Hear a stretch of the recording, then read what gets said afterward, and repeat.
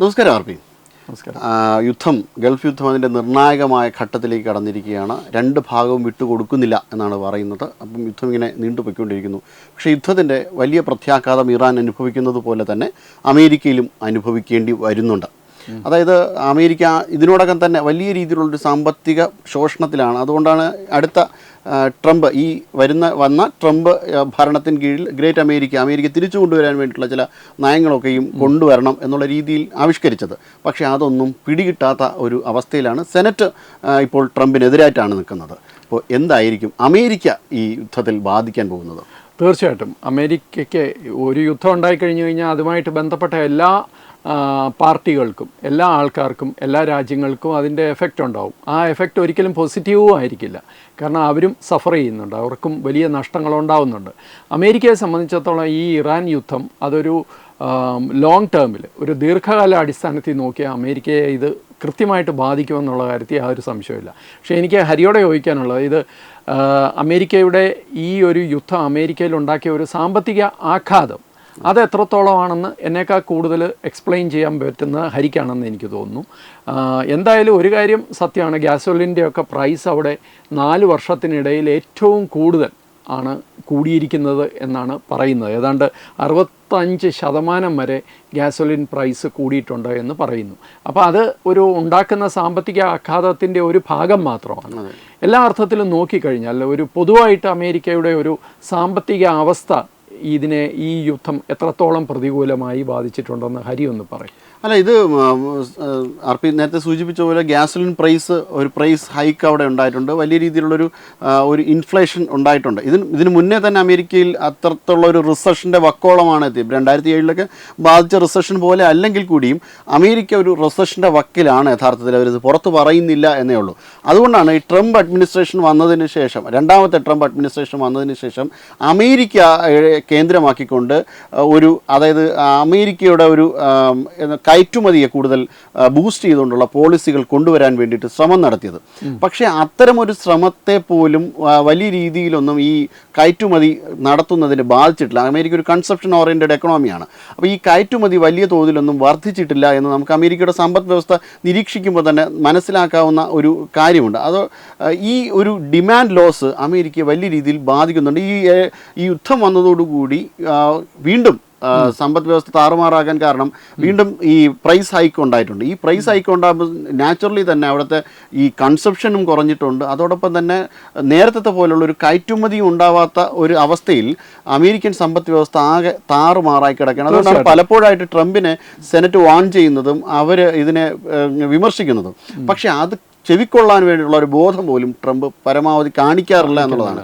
ഈ US supreme കോടതി തന്നെ ഈ അനാവശ്യമായ താരിഫുകൾ ഏർപ്പെടുത്തരുത് എന്ന് ട്രംപിനോട് വാൺ ചെയ്തിട്ടുണ്ട്. കാരണം ഈ അനാവശ്യമായ താരിഫുകൾ ഏർപ്പെടുത്തുകയും മറ്റു കാര്യങ്ങൾ ചെയ്യുമ്പോൾ ഈ ലോകത്തിൻ്റെ പല ഭാഗങ്ങളിലുള്ള US കമ്പനികളാണ് ഇത് ഏറ്റവും കൂടുതൽ ബാധിക്കുന്നത്. ഈ ലോകക്രമത്തെ, സാമ്പത്തിക ക്രമത്തെ, അമേരിക്കയുടെ മാത്രമല്ല ലോകത്തിൻ്റെതായ ക്രമത്തെ ഇത് ബാധിക്കുക എല്ലാ അർത്ഥത്തിലും.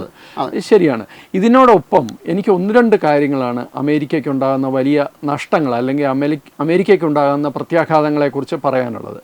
അതിലെ ഏറ്റവും പ്രധാനമായിട്ടുള്ള ഒരു കാര്യം ഒരു ടെറർ അറ്റാക്കിനെ കുറിച്ചാണ്. അത് ഞാൻ പിന്നീട് പറയാം. പക്ഷേ അതിനു മുമ്പ് അമേരിക്കയ്ക്കും ചില പ്രശ്നങ്ങളുണ്ട്. അമേരിക്കയുടെ ഒരു വലിയ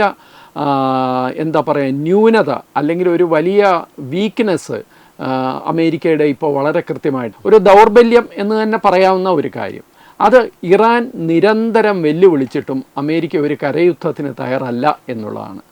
ഈ യുദ്ധം തുടങ്ങുമ്പോൾ തീർച്ചയായിട്ടും എല്ലാവരും പ്രതീക്ഷിക്കുന്നത് അത് ആകാശമാർഗേന കടലിൽ നിന്നൊക്കെ ആക്രമണങ്ങൾ ഉണ്ടാവുമെങ്കിലും കരയുദ്ധത്തിനാണ് എപ്പോഴും ഒരു യുദ്ധത്തെ വൈൻഡപ്പ് ചെയ്യാൻ സാധിക്കുക, ഒന്ന് അവസാനിപ്പിച്ച് കിട്ടാൻ സാധിക്കുക. മിക്കവാറും ഏത് യുദ്ധം എടുത്തു നോക്കിയാലും നമുക്കത് കാണാൻ സാധിക്കും. പക്ഷേ ഇവിടെ കരയുദ്ധം ചെയ്യാൻ അമേരിക്ക തയ്യാറല്ല. കരയുദ്ധം ചെയ്യാൻ അമേരിക്ക തയ്യാറല്ല എന്ന് വെച്ച് കഴിഞ്ഞാൽ അമേരിക്കയെ സംബന്ധിച്ചിടത്തോളം അതൊരു വലിയ ബാലികേറാമലയാണ്. 6 ലക്ഷത്തോളം ഇറാനിയൻ സോൾജേഴ്സ് ഉണ്ട്, വലിയ പട്ടാളമാണ്, വളരെ കൃത്യമായ റിസർവ് ഫോഴ്സസ് വേറെയുണ്ട്. അപ്പോൾ ഇവരെല്ലാം വെൽ ട്രെയിൻഡാണ്. അവരെ നേരിടാൻ അമേരിക്കയ്ക്ക് സാധിക്കുന്നില്ല എന്നുള്ളത് ലോകസമക്ഷം ഇപ്പോൾ വെളിവായിട്ടുള്ള ഒരു പ്രധാന കാര്യമാണ്. രണ്ടാമത്തെ കാര്യം, ഇറാനെ സംബന്ധിച്ചിടത്തോളം ഞാൻ ഇറാനെക്കുറിച്ച് വേറെ ചില കാര്യങ്ങൾ പറയാനുണ്ട്, അത് പറയാം. പക്ഷേ ഇറാനെ സംബന്ധിച്ചിടത്തോളം അമേരിക്ക അവരുടെ ഇറാനെ സംബന്ധിച്ചിടത്തോളം ഇറാൻ ഇപ്പോൾ നിൽക്കുന്ന ഘട്ടത്തിൽ അവർ ഇനിയും എത്ര വേണമെങ്കിലും ഈ നാശനഷ്ടങ്ങളും ആൾനാശവും സഹിക്കാൻ മാനസികമായിട്ട് തയ്യാറാണ്. കാരണം അവരുടെ ഒരു മൈൻഡ് സെറ്റ് അങ്ങനെയാണ്. ആ മൈൻഡ് സെറ്റിലാണ് അവർ ഈ യുദ്ധത്തെ നേരിടുന്നത്. അതുകൊണ്ട് അവിടെ അതുണ്ടാവും. പക്ഷേ അത്രയും ആൾനാശമോ അല്ലെങ്കിൽ അതിൻ്റെ ഒരു ചെറിയ ഭാഗം ആൾനാശമോ സഹിക്കാനുള്ള ഒരു മാനസികാവസ്ഥയിലല്ല അമേരിക്കയിലെ ജനങ്ങൾ. കാരണം എന്താണെന്ന് വെച്ച് കഴിഞ്ഞാൽ അമേരിക്ക അങ്ങനെ ഒരു രാജ്യമല്ല. നേരത്തെ ഹരി പറഞ്ഞ പോലെ വളരെ സമൃദ്ധിയിലും സുഖത്തിലും ഒക്കെ മുമ്പോട്ട് പോകുന്ന, ഞങ്ങൾ ലോകശക്തിയാണ് എന്ന് വിശ്വസിക്കുന്ന, അങ്ങനെ ജനങ്ങളെ വിശ്വസിപ്പിക്കുന്ന ഒരു ഭരണകൂടമുള്ള ഒരു നാടാണ്. അപ്പോൾ അവർക്ക് അവിടെ വലിയ തോതിൽ പട്ടാളക്കാർ മരിച്ചു വീഴുന്നു. അവർ പറയുന്ന പോലെ കോഫിൻസ് ആർ ബാക്ക് ഹോം, അതായത് ശവപ്പെട്ടികൾ നാട്ടിലേക്ക് തിരിച്ചെത്തുന്നതോടുകൂടി അമേരിക്കക്കാരുടെ മനോഭാവം മാറും. അപ്പോൾ ഇത് ട്രംപിന് കൃത്യമായിട്ട് അറിയാം. ഡയറക്റ്റായ ഒരു കരയുദ്ധത്തിൽ പോയി കഴിഞ്ഞാൽ അത് പറ്റില്ല എന്നുള്ളത്. രണ്ടാമത്തെ അമേരിക്കയുടെ ആയുധശേഷിയാണ്. ഈ ആയുധശേഷിയും കാര്യമായിട്ട് ഈ യുദ്ധത്തിൽ ബാധിച്ചിട്ടുണ്ട്. അമേരിക്ക പ്രധാനമായിട്ടും ആയുധങ്ങളെല്ലാം സംഭരിക്കുന്നതും അവരുടെ ഒരു ഡിഫൻസ് സിസ്റ്റം മെക്കാനിസം ഉണ്ടാക്കുന്നതും ഞങ്ങൾ ലോകത്തിൻ്റെ നെറുകയിലാണെന്നുള്ള ഒരു മാനസിക ബോധത്തിലും ചൈനയെ നേരിടാനും ആഭ്യന്തര സുരക്ഷ ഉറപ്പുവരുത്താനും ഒക്കെയാണ്. പക്ഷേ അതിലും കാര്യമായ ഇടിവ് ഈ വളരെ കോസ്റ്റ്ലി ആണല്ലോ. ഓരോ മിസൈലും വളരെ കോസ്റ്റ്ലിയാണ്, ഓരോ ജെറ്റ് വിമാനങ്ങളും വളരെ കോസ്റ്റ്ലിയാണ്. USS എബ്രഹാം ലിങ്കൻ അമേരിക്കയുടെ അഭിമാന സ്തംഭമാണ്. അതിനും വലിയ തോതിൽ അതും ഡാമേജ്ഡ് ആയി എന്നാണ് നമ്മൾ കേൾക്കുന്നത്.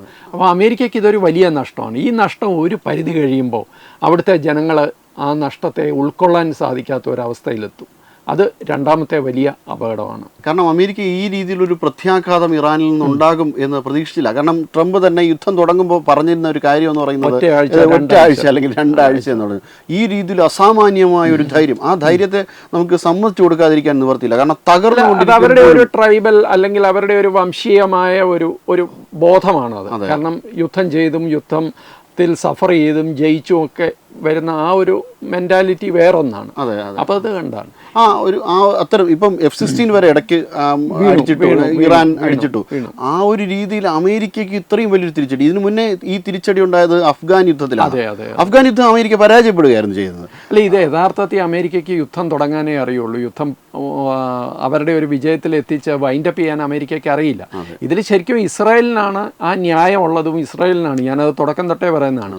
ഞങ്ങളുടെ എക്സിസ്റ്റൻസിന് വേണ്ടിയുള്ള യുദ്ധം എന്നുള്ള നിലയിൽ ഈ യുദ്ധത്തിലൊരു ന്യായമുള്ളത് ഇസ്രായേലിനാണ്. അവരത് ഭംഗിയായിട്ട് ചെയ്യുന്നുണ്ട്. പക്ഷേ അമേരിക്കയെ സംബന്ധിച്ചിടത്തോളം അമേരിക്കയ്ക്ക് ഇതൊരു വലിയ നഷ്ടക്കച്ചവടം. ഇനി ഇതൊന്നുമല്ല, വേറൊരു പ്രധാനപ്പെട്ട സംഭവമുണ്ട്. അതുകൂടെ പറഞ്ഞ് നമുക്ക് ചർച്ച അവസാനിപ്പിക്കാം. ഈ ഏറ്റവും പ്രധാനപ്പെട്ട സംഭവം എന്ന് വെച്ച് കഴിഞ്ഞാൽ, ഈ ഇറാന് വേറെ ഒരു വലിയ നെറ്റ്വർക്കുണ്ട് ഈ ടെററിസ്റ്റ് സംഘടനകളുടെ.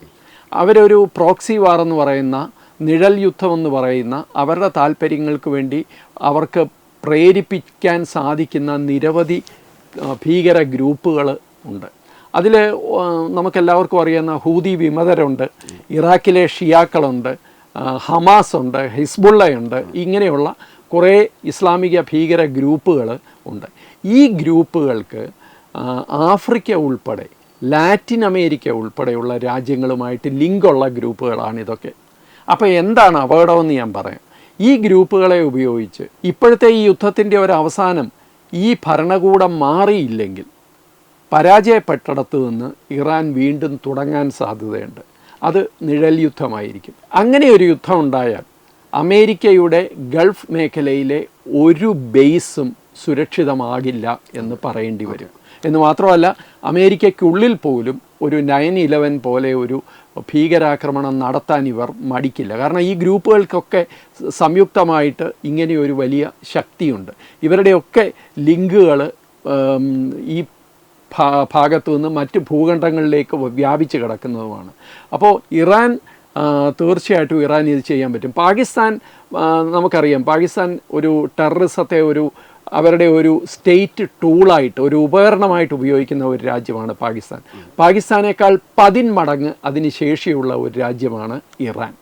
അപ്പോൾ ഇറാൻ അത് തുടങ്ങിക്കഴിഞ്ഞാൽ അമേരിക്ക ആ രീതിയിൽ ഒരു വലിയ തോതിൽ അമേരിക്കയ്ക്ക് ബുദ്ധിമുട്ടുണ്ടാക്കാൻ ഇറാന് സാധിക്കും. അതൊരു പക്ഷേ ഇനി അടുത്ത ഘട്ടത്തിൽ അത് സംഭവിക്കുമെന്നാണ് ഞാൻ വിചാരിക്കുന്നത്. തീർച്ചയായിട്ടും അങ്ങനെ സംഭവിച്ചു കഴിഞ്ഞാൽ സംഭവിക്കുന്ന ഏറ്റവും പ്രധാനപ്പെട്ട ഒരു കാര്യം എന്ന് പറഞ്ഞാൽ അമേരിക്കയ്ക്ക് പുറത്തുള്ള അമേരിക്കയുടെ സമ്പത്ത് മുഴുവൻ നശിക്കുന്ന ഒരവസ്ഥയാവും. ഇറാൻ ഇപ്പോൾ തന്നെ ഒരു വാണിംഗ് കൊടുത്തിട്ടുണ്ട്. ഈ മേഖലയിലുള്ള ഗൾഫ് മേഖലയിലുള്ള എല്ലാ സൈനിക താവളങ്ങളും അമേരിക്കയുടെ സൈനിക താവളങ്ങളും ഒഴിപ്പിക്കുന്നതുവരെ ഞങ്ങൾ യുദ്ധം തുടരും എന്നാണ് പറഞ്ഞിട്ടുള്ളത്. അപ്പോൾ തീർച്ചയായിട്ടും ഇങ്ങനെ ഒരു സാധ്യത നമുക്ക് ഒരിക്കലും തള്ളിക്കളയാൻ ഈ യുദ്ധത്തിന്റെ ആകെ കൂടി ഒരു ചിത്രം മാറാനുള്ള 1-2 സാധ്യതകളുണ്ടായിരുന്നു. ഒന്ന്, ഇറാനിലെ ഭരണകൂടത്തിനെതിരെ അവിടുത്തെ ജനങ്ങൾ തെരുവിലിറങ്ങുക എന്നുള്ളതായിരുന്നു. അമേരിക്ക പ്രതീക്ഷിച്ചത് അതാണ്. പക്ഷേ അതുണ്ടായില്ല. കാരണം എന്താണെന്ന് വെച്ച് കഴിഞ്ഞാൽ ഇറാൻ ഭരണകൂടം അവരുടെ ഏറ്റവും ചുറുചുറുക്കുള്ള ഏറ്റവും സമരാവേശമുള്ള 10-35,000 ചെറുപ്പക്കാരെയാണ് കഴിഞ്ഞ 2-3 മാസങ്ങൾക്കിടയിൽ കൊന്നുകളഞ്ഞത്. അന്ന് ലോകം അനങ്ങിയില്ല, അന്ന് അമേരിക്ക അനങ്ങിയില്ല. ആ സമയത്ത് അമേരിക്ക ആക്രമണം നടത്തിയിരുന്നെങ്കിൽ ഒരുപക്ഷെ അമേരിക്കയ്ക്ക് പോലും ഇസ്രായേലിന് പോലും ഇത്രയും കോസ്റ്റ്ലി ആവില്ലായിരുന്നു ഈ യുദ്ധം. അന്ന് ജനങ്ങൾ അവിടെ ഇളകിയിരിക്കുകയായിരുന്നു. ഇന്ന് പുറത്തിറങ്ങാൻ അല്ലെങ്കിൽ പ്രതികരിക്കാൻ പറ്റിയ ഒരു വലിയ വിഭാഗം 35,000 ചെറുപ്പക്കാരെന്ന് പറഞ്ഞു കഴിഞ്ഞാൽ ചെറുതല്ല അത്. അപ്പോൾ അതൊരു വലിയ കാര്യമാണ്. അപ്പോൾ ആ സമയത്ത് അത് പ്രതികരിച്ചില്ല. അതുകൊണ്ട് ഇൻറ്റേർണലായിട്ടൊരു വലിയ സമരം ഉണ്ടാകുക, ഒരു പ്രക്ഷോഭം ഉണ്ടാകുക എന്നുള്ളത് ഇപ്പോഴത്തെ അവസ്ഥയിൽ സാധ്യമല്ല. പിന്നെ രണ്ടാമത്തെ കാര്യം കുർദുകൾ അവിടെ ഇറങ്ങുക എന്നുള്ളതാണ്. കുർദുകൾ ഇറങ്ങിയാൽ വീണ്ടും മറ്റൊരു പ്രതീക്ഷയുണ്ടായിരുന്നു, ഇറാൻ ഭരണകൂടത്തിനെതിരെ അവർ നീങ്ങുമെന്ന്. പക്ഷേ എന്തുകൊണ്ടോ കുർദുകളും ഈ യുദ്ധത്തിലേക്ക് അങ്ങനെ കാര്യമായിട്ട് കോൺട്രിബ്യൂട്ട് ചെയ്യുന്നില്ല. അപ്പോൾ ഈ 2 സാധ്യതകളുമില്ല. അമേരിക്കയ്ക്കൊട്ട് കരയുദ്ധത്തിനും പറ്റില്ല എന്നുള്ള നിലയിൽ യുദ്ധത്തിൻ്റെ ഗതി ഇനി എങ്ങോട്ടാണ് എന്ന വലിയൊരു ചോദ്യചിഹ്നമാണ് ലോകത്തിൻ്റെ മുമ്പിൽ ഇരിക്കുന്നത്. ഇനി വരുന്ന ദിവസങ്ങളിൽ അതിൻ്റെ ഉത്തരം തേടാൻ നമുക്ക് ശ്രമിക്കാം. നമസ്കാരം. HIV അണുബാധ സന്തോഷപൂർണമായ ഒരു ജീവിതത്തിന് തടസ്സമല്ല. HIV അണുബാധയ്ക്ക് ഫലപ്രദമായ ചികിത്സ ഇന്ന് ലഭ്യമാണ്. ഇതിന് യഥാസമയം അണുബാധ കണ്ടെത്തുന്നതും കാലേക്കൂട്ടി ചികിത്സ നടത്തേണ്ടതും അത്യാവശ്യമാണ്. സൗജന്യമായ ചികിത്സയും മാർഗനിർദ്ദേശങ്ങളും സർക്കാർ ആശുപത്രികളിലെ ART അഥവാ ഉഷസ് കേന്ദ്രങ്ങളിൽ ലഭ്യമാണ്. ആരോഗ്യ സംരക്ഷണം ഓരോരുത്തരുടെയും ഉത്തരവാദിത്തമാണ്.